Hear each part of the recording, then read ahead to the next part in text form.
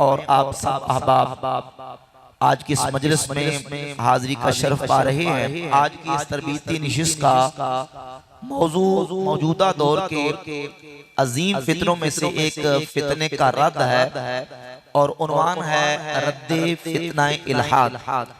इंशाअल्लाह तबारक व तआला हमने मुख्तसर वक्त के अंदर जामे और माने तरीके से फितना इल्हाद को समझना भी है और इसके तदारुक और फितना इल्हाद से बचने के क्या तरीके हैं और इसके फैलने के असबाब और उसकी वजूहात और उसके मुहर्रिकात और बाइस क्या है उनको भी समझना है, ताकि इस पुरफितन दौर के अंदर हम अपने ईमान और अकीदे की इल्हाद की फितने से हिफाजत कर सकें। अहबाबे गिरामी के कदर जैसे जैसे वक्त गुजरते हुए क़यामत के करीब होता जा रहा है, मेरे आका मौला सल्लल्लाहु अलैहि वसल्लम ने जो पेशगोइयां फरमाई उनके मुताबिक फितनों का एक तूफान और सैलाब उमड़ पड़ा है। सही बुखारी की हदीस है, नबी पाक सल्लल्लाहु अलैहि वसल्लम ने फरमाया, ला याती अलन्नासी ज़मानुन इल्लल्लज़ी बअदहु शर्रुम मिन्हु। लोगों पे जो भी जमाना आएगा, जो भी दौर आएगा, हर आने वाला दौर उसके अंदर पहले की बनिस्बत शर ज्यादा होगा। इल्लल्लज़ी बअदहु शर्रुम मिन्हु, पहले दौर से आने वाला दौर वो शर के एतबार से ज्यादा होगा, उसमें फितने ज्यादा होंगे, उसमें शर ज्यादा होगा, उसमें खराबी ज्यादा होगी। हम जैसे जैसे क़यामत के करीब होते जा रहे हैं, रूहानियत कम होती जा रही है, मादियत बढ़ती जा रही है, खैर कम होता जा रहा है, शर बढ़ता चला जा रहा है। अगरचे वो लोग जो खुद शर फैलाने पर अपना रात दिन मसरूफ व मशगूल हैं, वो ये कहते हुए सुनाई देते हैं कि नहीं जी इल्म बहुत ज्यादा आ चुका है, लोगों में अवेयरनेस आ चुकी है, लोगों में आगाही आ चुकी है, लोग अब घास नहीं खाते, लोग अब पढ़े लिखे आ रहे हैं, वो लोगों के सामने ये साबित करने की कोशिश कर रहे हैं। लेकिन अहादीस तय्यबात उठाकर देख लें, नबी पाक सल्लल्लाहु अलैहि वसल्लम ने जो पेशगोइयां फरमा के अपनी उम्मत को मुतनब्बे, बाखबर और होशियार किया, उनमें वाज़े और सरीह मौजूद है कि जैसे जैसे हम क़यामत के करीब चलते जाएंगे, इल्म कम होता जाएगा। इल्म बोले भाई, जिस तरह का संजीदा मौजू है, आपने बड़ी तवज्जो के साथ और इन्हिमाक के साथ समझने की कोशिश करनी है। अगर ये मौजू हमारे गली मोहल्ले के अंदर आम लोगों की जरूरत नहीं, ये बात बिल्कुल वाज़ेह है। अल्हम्दुलिल्लाह ताला अल्लाह के फजल करम से अभी ऐसा वक्त नहीं आया जिस तरह के मुल्हिदीन एथियस्ट प्रोपेगेंडा करते हैं कि देखिए हमने मुसलमानों को परेशान कर दिया, हमने इल्हाद की जो यलगार चलाई है और हमने किस तरह से इल्हाद को फैलाया है, हमने तो मुसलमानों को परेशान कर दिया, आज मुसलमानों के गली मोहल्लों के अंदर हम घुस चुके हैं। ऐसा नहीं है। अल्लाह रब्बुल इज्जत के फजल करम से खुदा का दीन आज भी मौजूद है और अल्लाह रब्बुल इज्जत का दस्ते कुदरत, अल्लाह की रहमत मुसलमानों की जमात के साथ क़यामत तक रहे।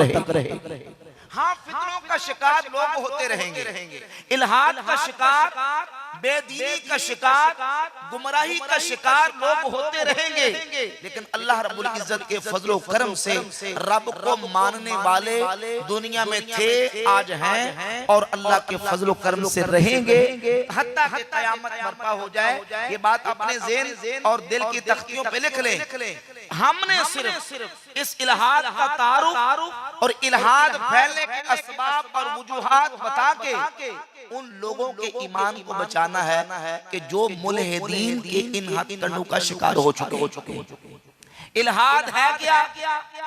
इल्हाद की कितनी किस्में हैं? इल्हाद की तारीख क्या है और इल्हाद का इतलाक किन किन चीजों पे होता है। मैंने शुरू में अर्ज कर दिया कि मौजू संजीदा है, अगरचे इल्मी है, समझने वाला है, लेकिन मैंने जामे तरीके से जो वक्त की जरूरत है उस पर बात करने की कोशिश करनी है। मैं अगर इसकी डेप्थ और गहराई में जाऊं, इल्हाद की इसमें बयान करूं, इल्हाद जदीद क्या है, इल्हाद कदीम क्या था, इसकी कितनी किस्में हैं और किन किन रंगों में मुल्हिदीन इल्हाद फैला रहे हैं, तो ये बात बहुत तफसील तलब हो जाएगी और मुख्तसर वक्त के अंदर सारी बात नहीं हो सकती। हमने सिर्फ ये देखना है कि हमने इस्लाम की सरहद के अंदर रहकर, इस्लाम की हुदूद के अंदर रहकर एक मुसलमान की हैसियत से अपना और अपनी जनरेशन का, अपनी नौजवान नस्ल का और अपनी आने वाली नस्लों का इल्हाद से ईमान और अकीदा कैसे बचाना।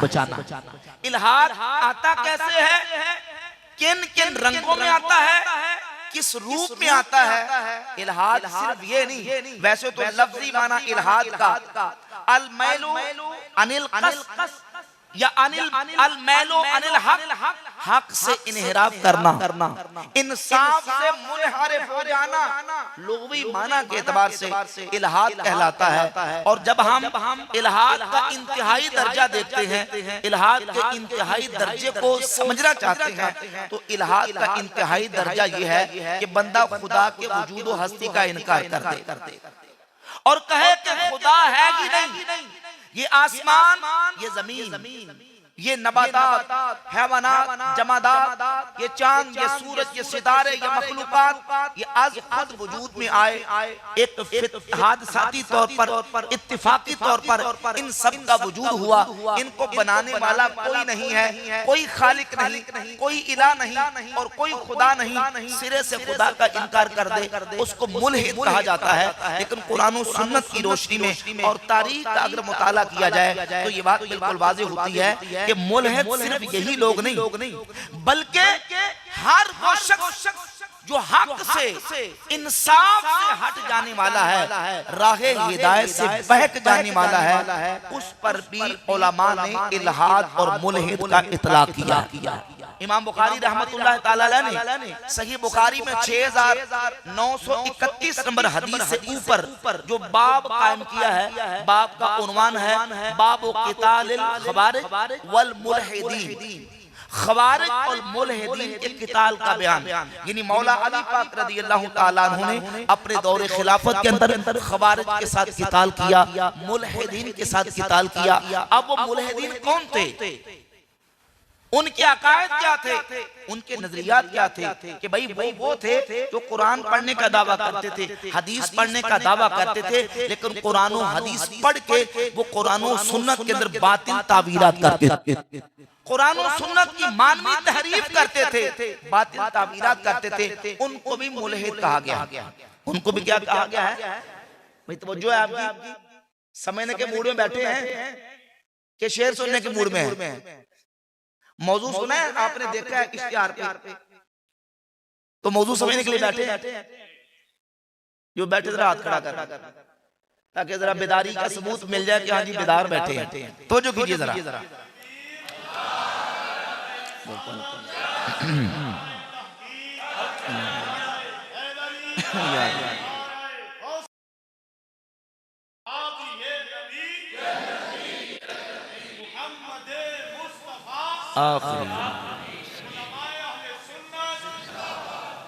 तो भाई इल्हाद सिर्फ खुदा के वजूद का इनकार नहीं, इल्हाद की मुख्तलिफ सूरतें हैं, मुख्तलिफ रंग हैं। और ये जो इल्हाद है इसके असबाब व वजूहात फैलने के क्या है? इसका पहला जीना है सुलह कुल्लियत। क्या है? सुलह कुल्लियत। आप कहेंगे वो कैसे? भाई वो ऐसे कि सुलह कुल्ली वो है कि जो हक से इन्हिराफ करने वाला है, जो हक को बातिल को मिक्स करने वाला है, जो हक को बातिल को मिलाने वाला है, ये भी सही वो भी सही, और गलत को भी सही कह दिया, सही को भी सही कह दिया। सुल्ला कुल्लियत ये इल्हाद का पहला जीना है। और जब अपने आप को अहले सुन्नत व जमात के दायरे से और दायरे से बाहर निकालता है, फिर वो ऐसे गुमराही के बेदीनी के स्टेप और जीने चढ़ता जाता है। पहले वो यहाँ से शुरू होता है कि भाई मेरा किसी अकीदे के साथ कोई ताल्लुक नहीं। शुरू कहां से होता है? और देख ले आप, जितने लोग मुल्हिद हुए, एथियस्ट हुए, खुदा के वजूद के मुनकिर हुए, इस्लाम से अगर कोई गया है तो उसकी तारीख को देखें, उसकी हिस्ट्री को देखें, आपको उसकी तरतीब ऐसे नजर आएगी कि पहले वो अहले सुन्नत व जमात के अकीदे से दूर हुआ, सुलह कुली हुआ, सुलह कुलियत से फिर वो इस्लाम के अंदर कुरान और सुन्नत के कतई हतमी जज़मी अकायद के अंदर उसने तशकीक और रखना डालने की कोशिश की, और रफ्ता रफ्ता फिर वो इल्हाद का ऐसा शिकार हुआ कि वो सिरे से खुदा के वजूद का मुनकिर हो गया। अब इस इल्हाद से, बेदीनी से बचने का तरीका क्या है? तरीका यह है कि कुरान और सुन्नत के अकायद को, इजमाए उम्मत के अकायद को और मुसलमानों के सवाद आज़म को, जमहूर का जो नजरिया और अकीदा है, उस अकीदे पे जब हम कारबंद रहेंगे, अपने असलाफ के नक्शे कदम पर रहेंगे और अपने अकाबिर के तरीके पर रहेंगे, अल्लाह के फजल और करम से जब हम अहले सुन्नत के रस्ते से हटना गवारा नहीं करेंगे तो अल्लाह की रहमत से फिर इल्हाद तक भी पहुंच सकते। भाई जब पहली सीढ़ी पे कदम नहीं रखेंगे तो आखिरी तक कैसे जाएंगे? पहली सीढ़ी क्या है? पहला जीना क्या है? पहला जीना है सुलह कुलियत और अकीदे से और मजहब से बेजारी। आज नौजवान जो कॉलेजेस के अंदर, यूनिवर्सिटीज के अंदर बिलखुसूस जो इल्हाद का शिकार हो रहे हैं, उनके मुल्हिद होने की वजह क्या है? कि वो सबसे पहले मजहब से बेजार होते हैं। वो अपनी आजाद ख्याली की बुनियाद पे पहले इस अकीदे के झगड़े से बाहर निकलते हैं और फिर बाद में यहां तक के जो वाज़ेह तौर पर चीजें इस्लाम ने हराम कर दी, वो ये फर्क मिटाना चाहते हैं हलाल और हराम का, कुफ्र इस्लाम का, हिदायत और गुमराही का, जायज और नाजायज का। वो कहते हैं हम मजहब से बेजार हैं और मजहब से बेजार होके फिर वो माअज़ल्लाह ताला खुदा के वजूद का सिरे से इनकार करते हैं। और इल्हाद फैलने की एक बहुत बड़ी वजह वो मगरबी निज़ाम तालीम है, मगरबी निज़ाम तालीम। ज़ाहिर है कि इस्लाम का, मुसलमानों का अपना एक निज़ाम तालीम है। हमारे पास तालीम के लिए, सीखने के लिए सबसे पहले अल्लाह की किताब कुरान मजीद फुरकान हमीद, नबी पाक सल्लल्लाहु अलैहि वसल्लम की सीरत तैयबा, हुजूर की हदीस मुबारका दीन का इल्म है। और जब एक कलिमा पढ़ने वाला कुरान और सुन्नत के इल्म से ना आशना रहेगा, कुरान और सुन्नत के इल्म से ना बलद और ना आशना रहेगा, और वो मगरबी निज़ाम तालीम जो कि इस्लाम के खिलाफ है, दीन के खिलाफ है, उसको पढ़ता चला जाएगा, नतीजा ये होगा कि फिर वो अपने दीन से दूर चला जाएगा। और आज नौजवानों के दीन से दूर होने की एक वजह मगरबी निज़ाम तालीम है। आला हज़रत अज़ीमुल बरकत मुजद्दिद दीन व मिल्लत का शाह इमाम अहमद रज़ा खां मुहद्दिस बरेली रहमतुल्लाह ताला अलैह ने जब इस मसला पर कलाम किया तो फतावा रज़िया की जिल्द नंबर 14 के सफ़ा नंबर 431 पे इमाम अहले सुन्नत रहमतुल्लाह ताला फरमाते हैं, आप फरमाते हैं कि दहरियत और नेचरियत से निजात बहुत दिल खुशकुन कलिमात हैं, खुदा ऐसा ही करे, मगर ये सिर्फ तरके इमदाद व इल्हाक से हासिल नहीं हो सकते, उस आग के बुझाने से मिलेंगे जो सैयद अहमद खान ने लगाई है। किस आग से? जो सैयद अहमद खान यानी सर सैयद अहमद खान ने जो आग लगाई है, उस आग को जब तक न बुझाया जाए दहरियत और नेचरियत से निजात हासिल नहीं हो सकती। और फरमाते हैं कि जब तक ये ना छोड़ी जाए और तालीमो तकमील अकायद हक्का व उलूम सादिका की तरफ बागे ना मोड़ी जाएं, दहरियत और नेचरियत की बेकुनी नामुमकिन है। दहरियत और नेचरियत से जान नहीं छूट सकती जब तक कि मगरबी निज़ाम तालीम जो है उसको फसे पुश डालकर इस्लाम की तालीमात की तरफ और उलूम हक्का सादिका की तरफ बागे न मोड़ी जाए। नेचरियत और दहरियत की बिल्कुल नामुमकिन है, नहीं हो सकता कि नेचरियत और दहरियत खत्म हो जाए। उसके खत्म करने का ये तरीका है कि मुसलमान अपनी दीनी तालीम से आगाह हो जाए, कुरान और सुन्नत की तालीमा से आगाह हो जाए। आज नौजवान कॉलेजेस के अंदर, यूनिवर्सिटीज के अंदर जो इल्हाद और एथीइज्म का शिकार होते हैं, उसकी एक वजह ये होती है कि वो कुरान और सुन्नत के इल्म से ना आशना है। किसी दहरिये ने, किसी एथियस्ट ने सोशल मीडिया पे, यूट्यूब पे, फेसबुक पे कोई एतराज किया, अब उस एतराज को सुना कि उसने कुरान पे एतराज किया, उसने सुन्नत और हदीस पे एतराज किया, उसी के एतराज को लिया, कुरान की बस एक आयत पढ़ी, उसका तर्जुमा पढ़ा और कहा मैंने चेक किया है,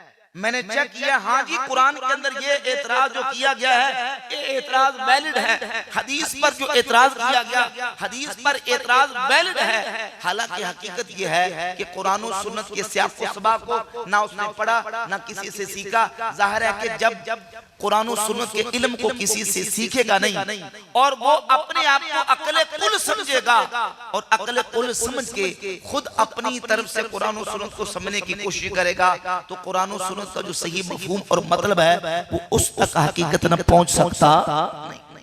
रवाफिज, खवारिज, मुर्जिया, मुशब्बिहा, कदरिया, जबरिया जितने गुमराह फिरके निकले और आज मौजूद हैं, उनकी खराबी की और उनकी राहे राज से और हक से भटकने की वजह यही है कि उन्होंने कुरान और सुन्नत के मफहूम और मानी को बदला, उसमें मानी तहरीफ का इर्तिकाब किया। नतीजा ये निकला कि फिर वो हक तक नहीं पहुंच सके। तो मगरबी निज़ाम तालीम जिस तरीके से आज हमारे नौजवानों को सिखाया जा रहा है, पढ़ाया जा रहा है और जिस अंदाज से टीचर, प्रोफेसर वो इस मगरबी निज़ाम तालीम को पढ़ा रहे हैं, स्टूडेंट्स पढ़ रहे हैं, ये भी इल्हाद के फैलने की एक बहुत बड़ी वजह है। 100 साल पहले इन्हीं कॉलेजों और यूनिवर्सिटी में पढ़ने वालों के ममदू डॉक्टर इकबाल ने लिखा था कि ये अहले कलीसा का निज़ाम तालीम, किनका?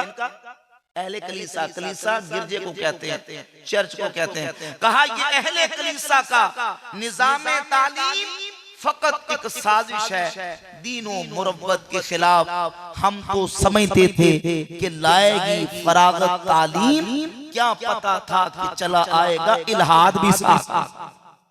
क्या पता था कि चला आएगा इल्हाद भी साथ। किसके साथ? इस मगरबी निज़ाम तालीम, इस अहले कलीसा के निज़ाम तालीम से डॉक्टर इकबाल खुद मान रहा है कि ये जो इल्हाद आया है इस मगरबी निज़ाम तालीम के जरिए से आया है। हम तो समझते थे कि लाएगी फरागत तालीम, ये तालीम पढ़ के हमारे नौजवान वो फरागत लेके आएंगे, क्या पता था कि चला आएगा इल्हाद भी साथ।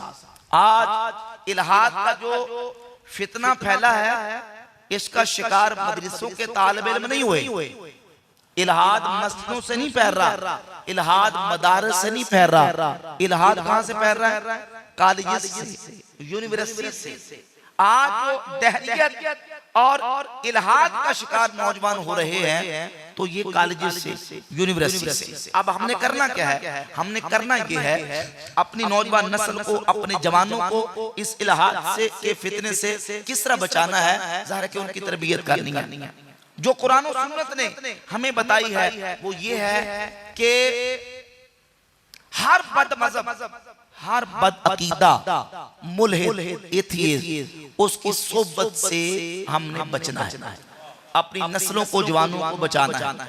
हमारे जितने लोग बदमज़हबी का शिकार होते हैं, गुमराही का शिकार होते हैं, तो उसकी वजह क्या बनती है कि बद अकीदा लोगों की सोबत इख्तियार करते हैं, बद अकीदा की सोबत बैठते हैं, उनसे अपना ताल्लुक कायम करते हैं। जबकि हमारा दीन, मैंने कहा कि हमने इस्लाम की सरहद के अंदर रहकर अपने दीन ईमान को पहले मुसलमान होने की हैसियत से इस इल्हाद के फितने से बचाना है। उसका तरीका यह है कि नौजवानों को यह बताना है कि भाई हमें मुसलमान होने की हैसियत से हमें इस्लाम का दर्स और सबक यह है कि किसी बद अकीदा की सोबत इख्तियार, किसी मुल्हिद की बात को सुनना, किसी दैरिये की गुफ्तगू को सुनना, किसी राफ़ज़ी खारजी इस तरह का कोई बात अकीदा हो उसकी बात को नहीं सुनना, क्योंकि कुरान मजीद में अल्लाह रब्बुल इज्जत फरमाता है व इम्मा युनसियन्नका शैतानु फला तक़उद बअद ज़िक्रा मअल क़ौमि ज़ालिमीन, कि अगर शैतान तुम्हें बुला दे तो याद आने के बाद जालिमों के पास मत जालिमों के पास नहीं बैठना। अब जालिम कौन है? हज़रत मुल्ला अहमद जीमर रहमतुल्लाह ताला अलैह तफसीरत अहमदिया में फरमाते हैं दखला फीहिल काफिरु वल फासिकु वल मुब्तदिउ वल क़ुऊदु मअ कुल्लिहिम मुम्तने, फरमाते हैं इसमें काफिर भी, फासिक भी, बिदाती भी, हर गुमराह इसमें दाखिल है। वल क़ुऊदु मअ कुल्लिहिम मुम्तने, ऐसे सारे लोगों के पास बैठना ममनू है, नाजायज है, इनके पास बैठने की इजाजत नहीं। क्यों? इसलिए कि इनके पास बैठेंगे, इनकी बात सुनेंगे तो इनकी बात दिल में घर करेगी, नतीजा ये निकलेगा कि बंदे का ईमान और अकीदा बर्बाद। नबी पाक सल्लल्लाहु अलैहि वसल्लम की हदीस है, सही मुस्लिम में हदीस नंबर 16, हुजूर फरमाते हैं ऐसे लोग आएंगे कि तुम्हारे सामने अहादीस बयान करेंगे बिमा लम तस्माउ अंतुम वला आबाउकुम, कि वो हदीसें तुमने और तुम्हारे अबाउ अजदाद ने सुनी तक नहीं होंगी। इय्याकुम व इय्याहुम ला युदिल्लूनकुम वला यफ्तिनूनकुम, तुम उनसे दूर रहो, अपने आप को उनसे अलग रहो, कहीं वो तुम्हें गुमराह ना कर दें, कहीं वो तुम्हें फितने में मुब्तला ना कर दें। हदीस से क्या नतीजा निकला कि बदअकीदा की बात सुनेंगे, उसकी सोबत पाएंगे तो नतीजा ये निकलेगा कि उसकी बात सुनने से बंदा गुमराह होगा, फितने में मुब्तला हो जाएगा।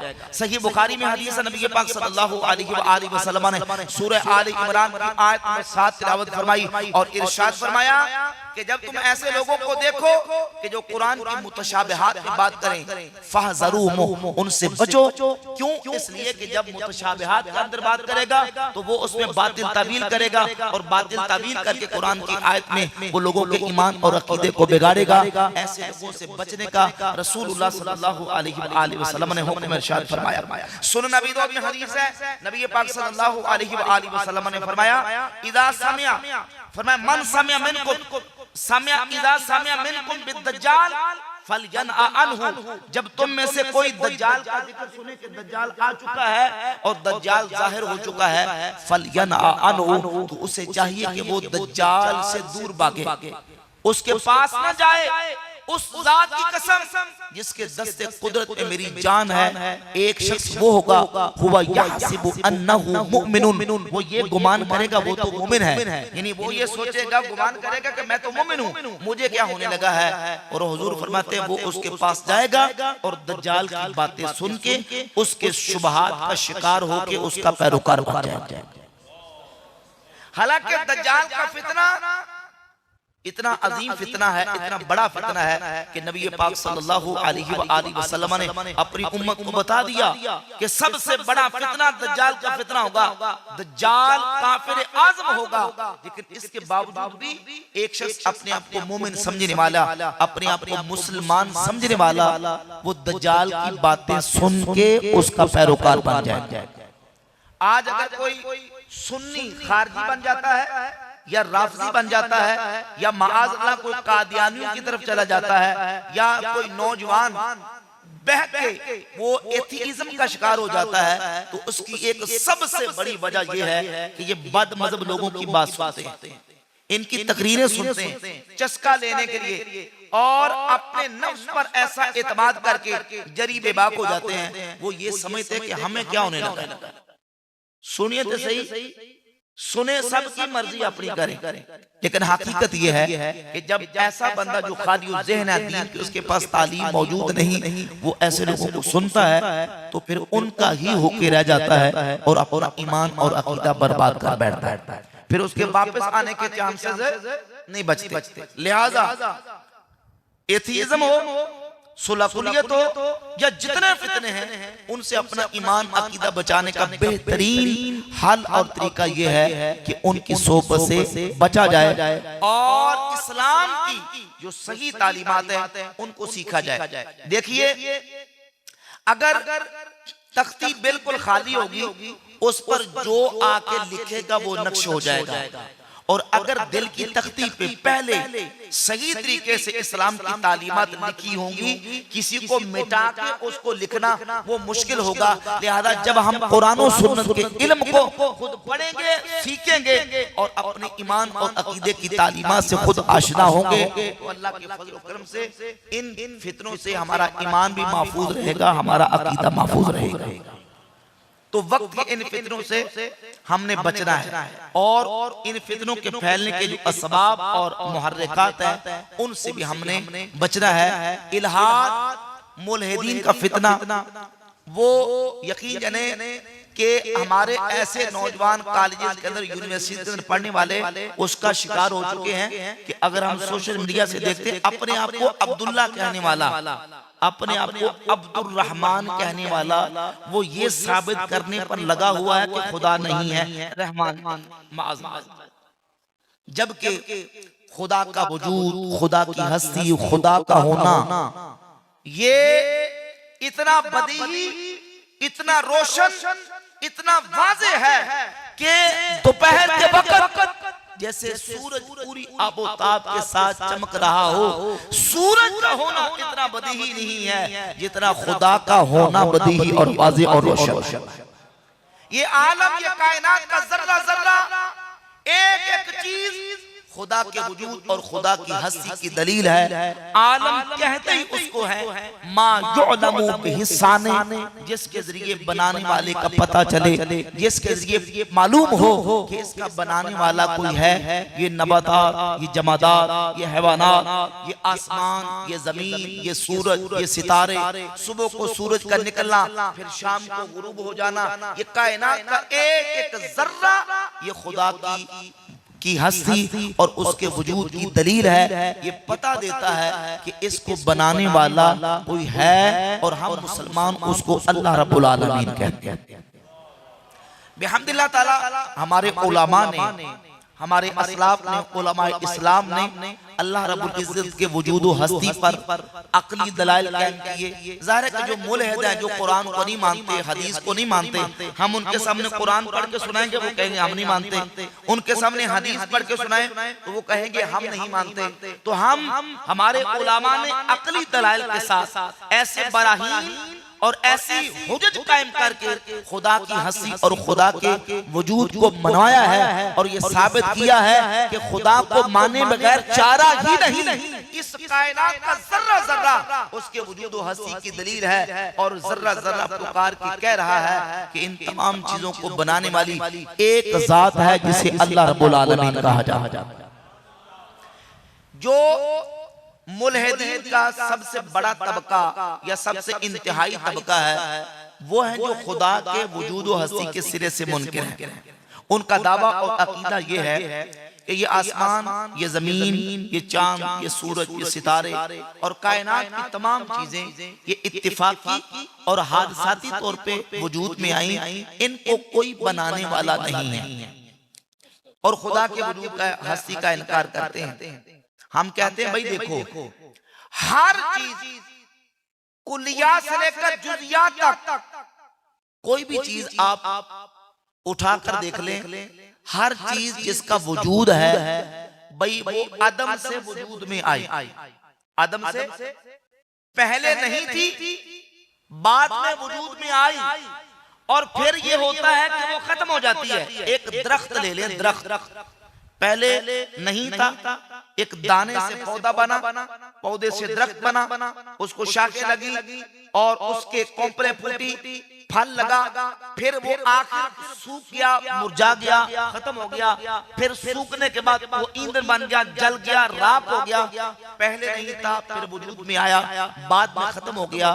भाई सवाल ये पैदा होता है कि ये जो चीज पहले वजूद में नहीं थी, इसको वजूद किसने बख्शा? इसका तगय्युर, इसका तबद्दुल, ये इस बात की दलील है कि कायनात ये सारी की सारी सिर्फ दरख्त नहीं, इंसान, हैवानात, नबातात, जमादात, ये सारी की सारी चीजें इनके अंदर तगय्युर मौजूद है। ये हादिस है, ये पहले नहीं थी। जो से लेकर कुल तक हम कहते हैं सारी कायनात, ये जमीन, ये आसमान, ये चांद, ये सूरज, ये सितारे, ये पहले नहीं थे, बाद में वजूद में आए। अब सवाल ये पैदा होता है कि हम छोटी छोटी चीजों पे गौर करें। भाई ये पंखा नहीं था, ये किसी क्रिएटर की क्रिएशन है। इसको कोई बनाने वाला है, इसको किसी ने बनाया। ये माइक पहले नहीं था, इसको किसी ने बनाया तो इसको वजूद मिला।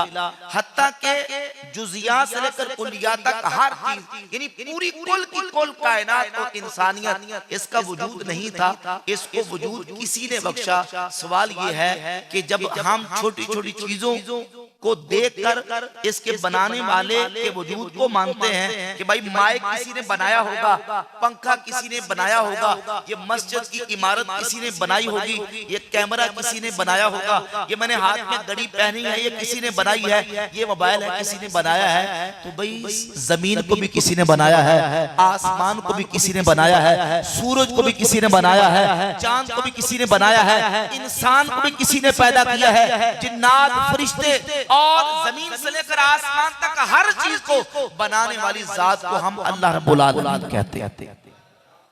ये घड़ी है ना, घड़ी, इसको अगर हम चाबी ना दें, इसको सेल ना डालें, तो एक वक्त के लिए, एक मुद्दत तक ये चलेगी, बाद में ये बंद हो जाएगी, ये रुक जाएगी।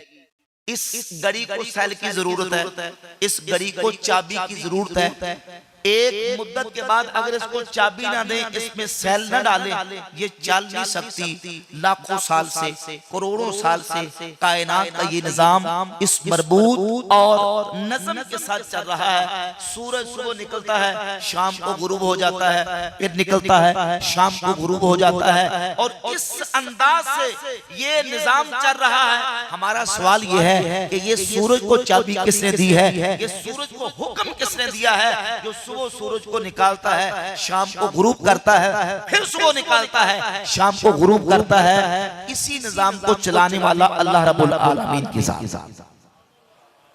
घड़ी चाबी के बगैर नहीं चल सकती, सेल के बगैर नहीं चल सकती। तो कायनात के सारे का सारा निजाम भी किसी के चलाने के बगैर नहीं चल सकता। इसको बनाने वाला भी खुदा है, इसको चलाने वाला भी खुदा है। इमाम आज़म अबू हनीफा नुमान इब्न साबित रज़ियल्लाहु ताला अन्हु का एक मारूफ मुनाजरा इमाम आज़म अबू हनीफा रहमतुल्लाहि ताला के मनाकिब की किताबों के अंदर बहुत सारे उलमा ने इसको जिक्र किया। एक दहरिए खुदा के वजूद और खुदा की हस्ती के मुनकिर के साथ इमाम आज़म अबू हनीफा का मुनाजरा हुआ। उसका नजरिया और अकीदा ये था कि ये कायनात सारी खुद ब खुद ये अपना निजाम इसका चल रहा है और इत्तिफाकी और हादसाती तौर पे चल रहा है। इमाम आज़म अबू हनीफा रहमतुल्लाह ताला अलैह जब मुनाजरा करने के लिए मुनाजरा गाह में पहुंचे, ताखीर के साथ पहुंचे, तो इस्तियारतन आपने गुफ्तगू इस अंदाज से आपने बात बना के की ताकि इसको इल्जाम दे के बात करके जेर किया जा सके, इसको मुस्कित और चुप करवाया जा सके। इमाम आज़म जब उस मकाम पे ताखीर से पहुंचे तो उस दहरिये ने ये कहा कि आपने जो वक्त मुकर्रर किया था उस वक्त से आप ताखीर के साथ क्यों पहुंचे? तो इमाम आज़म रज़ियल्लाहु ताला अन्हु ने फरमाया, अगर मैं इसका जवाब ये दूं कि भाई मैं दरिया के दूसरी तरफ से आया हूं, दरिया से दूसरी तरफ से आने के लिए मुझे किसी कश्ती में सवार होने की जरूरत थी और किनारे पर कश्ती मौजूद नहीं थी।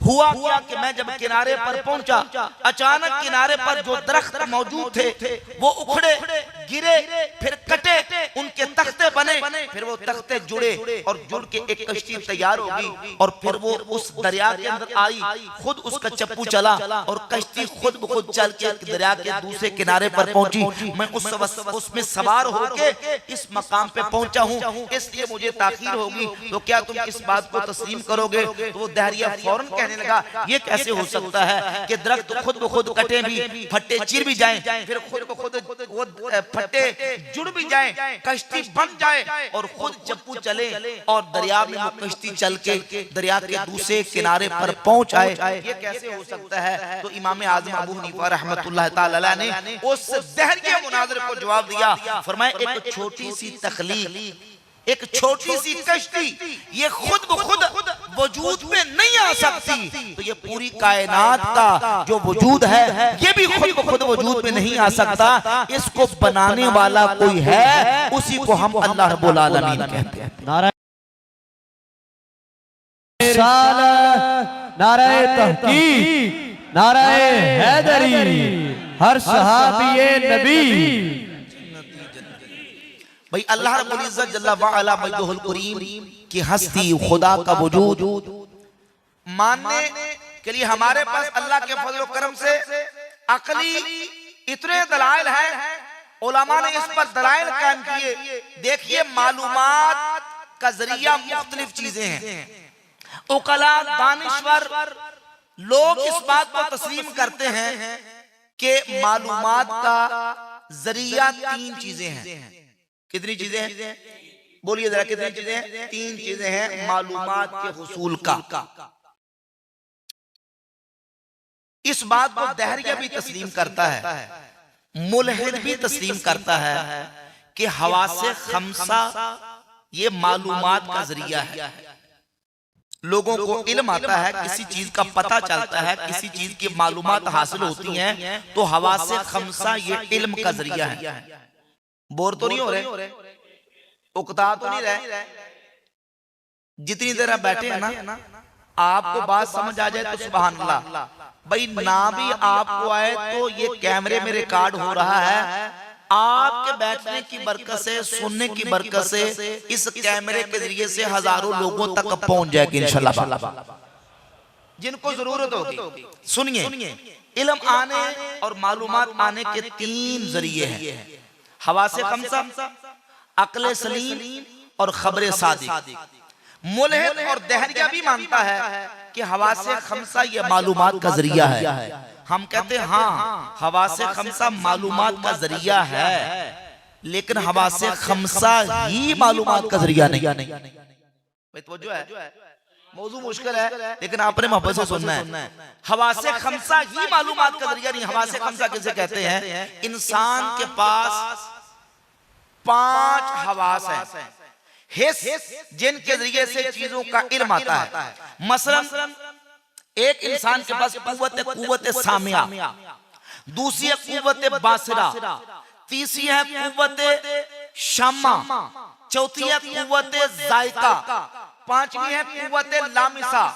यानी इंसान के पास 5 कुव्वतें ऐसी हैं, 5 हवास ऐसे हैं जिनके जरिए से इंसान को किसी चीज का इल्म आता है। मसलन कुव्वत लामिसा, कई ऐसी चीजें हैं जिनको इंसान मस करे, उनको छुए तो पता चलता है कि भाई ये चीज, इसकी कैफियत और इसकी खासियत क्या है। मसलन बर्फ ठंडी होती है, आग गर्म होती है, कैसे पता चलेगा? सूंघ के पता चलेगा। खुशबू आएगी कि आग गर्म होती है और बर्फ ठंडी होती है। हमें आवाज सुनाई देगी कि बर्फ ठंडी होती है और आग गर्म होती है? नहीं भाई, छू के पता चलता है, जिस्म से एहसास होता है। आग करीब आएगी तो हमारी कुव्वत लामिसा बताएगी कि आग गर्म है, बर्फ करीब आएगी तो कुव्वत लामिसा बताएगी कि बर्फ ठंडी होती है। लीमू खट्टा होता है, शक्कर मीठी होती है। नाक डबोएगा बंदा तब पता चलेगा, अपना हाथ मीठे में दाखिल करेगा तब पता चलेगा। भाई सारा भी इंसान मीठे में चला जाए तो नहीं पता चलेगा, जब तक ये अल्लाह रब्बुल इज्जत ने ज़बान, जो ये जिस्म का गोश्त का छोटा सा एक टुकड़ा है, इसके अंदर जो कुव्वते जायका रखी है, इससे नहीं चखेगा, पता नहीं चलेगा कि ये चीज कड़वी है या मीठी। तो किसी चीज का कड़वा और मीठा होना जबान से पता चलेगा, किसी आवाज का अच्छा होना या बुरा होना वो कुव्वत सामिया से पता चलेगा। ये चीज सुर्ख है, काली है या के सब्ज है, ये कुव्वते बासरा से पता चलेगा। और ये बदबूदार है कि खुशबूदार है, ये कुव्वते शामा से पता चलेगा। ये हवा से खमसा, ये इल्म आने का जरिया है। लेकिन सिर्फ यही इल्म आने का जरिया नहीं, हिस्स से भी चीजों का इल्म आता है। क्यों? जिन चीजों का ताल्लुक हवा से खमसा से है, उनका इल्म हवा से खमसा से आएगा। और दूसरा जरिया है इल्म का अक्ले सलीम। अक्ले बोलो, अक्ले सलीम। इंसान की अकल सालिम हो तो अकल से भी इंसान को चीजों का पता चलता है, इल्म आता है। और तीसरा जरिया है खबर सादिक, सच्ची खबर। हजारों ऐसी चीजें कि हमने ना उनको हाथों से छू के देखा, ना उनको जो है वो जबान से चख के देखा, ना उनको अपनी आंखों से देखा, लेकिन खबर सादिक के जरिए से हमें उनका इल्म आया, पता चला कि हाँ उनका वजूद है और उनकी हस्ती है। हम उसके दिलो जान से मानते हैं कि हाँ भी है, उसका वजूद मानते हैं। खबर सादिक भी इल्म का जरिया है अल्लाह के वजूद और हस्ती पर। अगर के आलम का एक एक जर्रा दलील है, लेकिन खबर सादिक भी दलील है। एक नहीं, दो नहीं, 10 नहीं, 50 नहीं, 100 नहीं, बल्कि कमोबेश 1,24,000 अंबिया किराम अलैहिमुस्सलात व तस्लीमात को अल्लाह रब्बुल इज्जत ने दुनिया में मबूस फरमाया। हर नबी ने कायनात में आके बताया कि दुनिया वालों खुदा है। हर ने आके क्या बताया? खुदा। अच्छा, यहाँ कोई ऐसा बंदा बैठा जिसने अमेरिका मुल्क देखा है? कोई बंदा अमेरिका गया? नहीं गया। लेकिन हमें इस बात का इल्म है, तो जो कीजिए मसला समझाने लगा हो, हमें इल्म है कि अमेरिका है। सबको पता है कि अमेरिका अमेरिका को मुल्क है, पता ना सबको। किसी ने आंखों से देखा है तो फिर कैसे पता चला कि अमेरिका है? हमने सुना है। हमने यानी इतने लोग बयान करते हैं, इतने लोग बताते हैं कि भाई इस जमीन पर, इस कुर्रे अर्ज पर एक मुल्क है जिसे अमेरिका या अमेरिका कहते हैं। हमें सुन के पता चले। अच्छा, कोई बंदा आपको आके ये कहे कि नहीं अमेरिका मुल्क है ही नहीं, तो उस कहने वाले की बात का एतबार करेंगे? नहीं करेंगे ना। क्यों? क्योंकि हमें अमेरिका के होने की खबर अखबार मुतवातिरा से, खबर सादिक से पहुंची और इल्म आया कि अमेरिका का मुल्क है। भाई अमेरिका को बगैर देखे इसलिए मानते हो कि लोग कहते हैं कि अमेरिका है, हम खुदा को मानते हैं। 1,24,000 नबी ऐलान करके कमोबेश कह रहे हैं कि हाँ अल्लाह का वजूद है, इस कायनात को पैदा करने वाला है जो अल्लाह रब्बुल आलमीन। लिहाजा अल्लाह रब्बुल इज्जत जल्ला व अला मौजूदुल करीम के वजूद, हस्ती और उसके होने को नबियों ने बताया, नबियों ने ऐलान करके बताया। फिर उन नबियों के मानने वाले करोड़ों अरबों खरबों दुनिया के अंदर ऐसे मौजूद थे और हैं जो इस बात का इकरार करते हैं कि इस कायनात को बनाने वाला एक अल्लाह रब्बुल आलमीन जल्ला व अला मौजूदुल करीम है और उसी को अल्लाह रब्बुल आलमीन कहा जा। लिहाजा अल्लाह रब्बुल इज्जत का होना, उसका वजूद, उसकी हस्ती कायनात का जर्रा जर्रा बताता है। उलमा ने एक वाकया, एक बद्दू और एक अराबी का जिक्र किया है कि एक अराबी, एक पेंडू था तो अनपढ़ शख्स, उससे किसी ने पूछा कि ये बता कि तू खुदा को मानता है, खुदा के होने की तेरे पास कोई दलील है? तो उसने कहा हाँ है। अब देखो जितनी उसकी सोच थी, उसका इस्तदलाल देखे, बात आमियाना है लेकिन इस्तदलाल उसका कैसा है। उसने कहा हाँ ये जो मेरे ऊंट की मेंगनियां है, ये इस बात की दलील है कि इस कायनात को बनाने वाला कोई है। कहा कैसे? कहा अल बारू तदुल्लु अलल बईर, ये मेंगनियां ये बताती हैं कि यहाँ से ऊंट गुजर के गए हैं। मेंगनी बताती है, इस मेंगनी का यहाँ होना ये ऊंट के गुजर के जाने की दलील है। और ये जो कदमों के निशान हैं, ये किसी चलने वाले के यहाँ से गुजर के जाने की दलील है। अश-शम्सु वल क़मरु कैफ़ ला तदुल्लु अलल क़ादिरिल क़दीर। तो फिर ये सूरज, ये चांद, ये सितारे, ये आसमान, ये सारी कायनात जो सजी हुई है, ये सारी चीजें बताती हैं कि इनको बनाने वाला कोई है, वो कादिर व कदीर अल्लाह रब्बुल आलमीन की ज़ात। ये कैसे नहीं बताते, ये सूरज कैसे नहीं बताता, ये चांद कैसे नहीं बताता, ये सितारे कैसे नहीं बताते, ये सारी चीजें बता रही हैं। आलम मा युअलमु बिहिसाने, आलम जिसका जर्रा जर्रा, जिसकी एक एक चीज इल्म देती है, मा युअलमु बिहिसाने, जिसके जरिए से बनाने वाले का, क्रिएशन से क्रिएटर का पता चलता है कि ये मखलूक जो है इसका कोई खालिक है, ये जो बनाई हुई चीज है इसका कोई बनाने वाला है। मैंने अर्ज किया कि माइक बगैर किसी के बनाए नहीं बनता, ये ग्लास किसी के बनाए बगैर नहीं बना, ये मोबाइल किसी के बनाए बगैर नहीं बना, ये कैमरा किसी के बनाए बगैर नहीं बना, ये पंखा किसी के बनाए बगैर नहीं बना, इसको किसी ने बनाया है। ये इमारत किसी के बनाए बगैर नहीं बनी, इसको किसी ने बनाया है। तो जमीन भी किसी ने बनाई है, आसमान भी किसी ने बनाया है, चांद सूरज सितारे कायनात की हर चीज को किसी ने बनाया है। जिसने बनाया है वो अल्लाह रब्बुल आलमीन की ज़ात। उलमा ने बिहम्दिल्लाह ताला अल्लाह रब्बुल इज्जत के वजूद व हस्ती पर बहुत सारे दलाइल कायम किए। हमें अपनी ईमान और अकीदे को इस पुरफितन दौर में बचाना है, वो चाहे निचले दर्जे का इलाहाद हो या ऊपर दर्जे का इलाहाद हो, हर किस्म के इलाहाद से, सुल्लाकुलियत से, नेचरियत से, आजाद ख्याली से, लिबरलिज्म से और एथियज्म से अपने ईमान अकीदे को और अपनी नौजवान नस्ल के ईमान और अकीदे को हमने बचाना है और इन फितरों का मुकाबला करना है। अल्लाह रब्बुल आलमीन जल्ल व अला मजदहुल करीम हमारे ईमान और अकीदे की इन फितरों से हिफाजत फरमाए।